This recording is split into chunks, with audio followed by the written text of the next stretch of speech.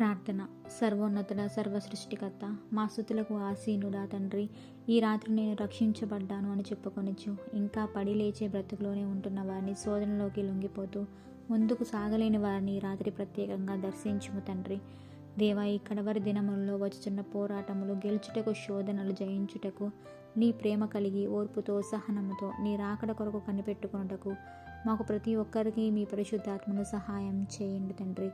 దేవా, కష్టములు కలిగినప్పుడు, శ్రమలు వచ్చినప్పుడు కుంగిపోయేవారిగా, ఆధ్యాత్మికంగా జీవితంలో ఆగిపోయేవారిగా కాక విశ్వాసమునకు కర్తయు దాన్ని కొనసాగించువాడైన మా రక్షకుడు క్రీస్తు వైపు చూస్తూ ముందున్న పందెంలో ఓపికతో పరిగెత్తి కృపలను మాకు దయచేయము తండ్రి.